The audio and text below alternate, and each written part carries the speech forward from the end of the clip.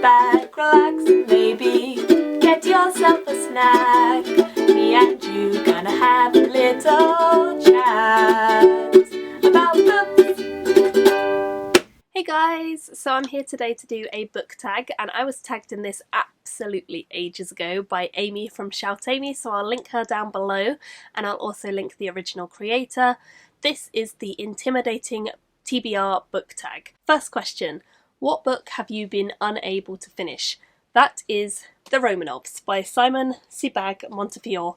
It's not that I don't want to finish this, it's that it's this historical non-fiction book and it's quite a heavy read and it's really interesting. I find it hard to put this above all the fiction books that I have for review and all the other books that I'm really into, so I just haven't finished this yet. I do still very much plan to, so hopefully soon. Next question is, what book have you yet to read because you just don't have time?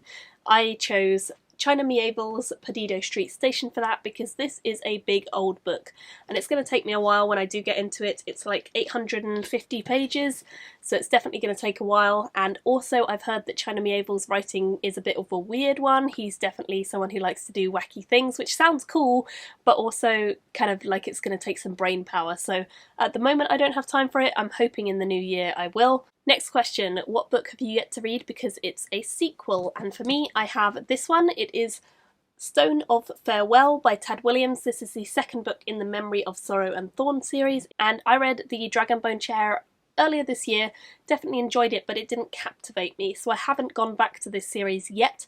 I do definitely plan to. I really want to find out what happens next, but it just isn't calling to me in the same way as some of my other sequels are, so I'm not sure exactly when I'll get to this. Which book have you been unable to read because it is brand new? In fact, this is so new it's not even out yet, and that is this one, which is Lanny Taylor's Strange the Dreamer. This one doesn't come out till next year, so I haven't read it yet because I am waiting for a little bit closer to release time to give it a try, but I'm very excited about it and I will be reading it fairly soon. The next question I found quite hard because it's, what book have you not read because you read another book by the same author and you didn't like that one?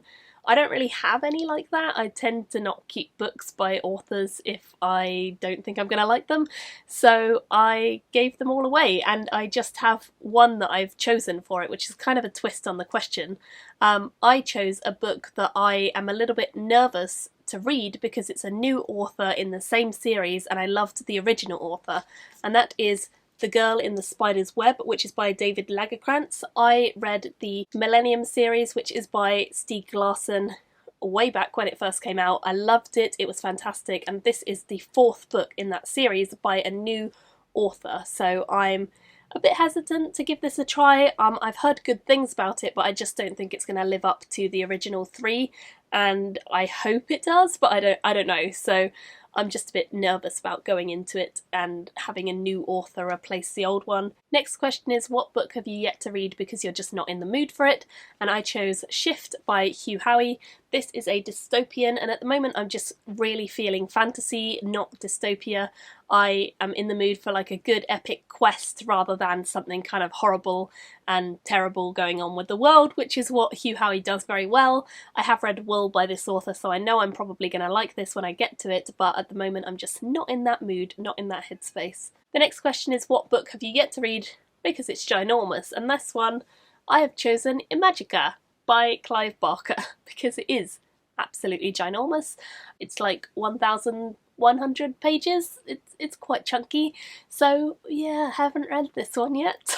I don't know when I'm going to read it, but I'll carve out some time for it soon. Next question is, what book did you buy as a cover buy, but since it's got fairly bad reviews, so you haven't read it yet? And I haven't really seen bad reviews of this one, but I just think a lot of people weren't as excited by it as they thought they were. It's Foxlow by Eleanor Westerberg. I adore the cover of this. I think you'll all agree it's absolutely beautiful. So I wasn't sure if I was going to like it or not. It's a kind of magical realism-y story. And I've heard okay things from lots of people, but no one's really gone raving about it out of my friends, so a lot of them seem to think it was just kind of an okay read. And the final question is, what is the most intimidating book on your TBR?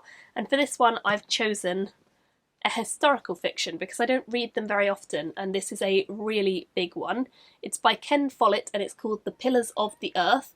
There was a TV show that was made of this, I believe, so I'm definitely intrigued to read it because I would like to watch that too, but I'm a little bit scared by the size of it because it is really, really long, and I just think it's probably going to take me a little while, especially since it's historical rather than fantastical. There's no wizards or anything to like keep the pages turning, so I'm definitely intrigued but a little bit hesitant to dive into this soon.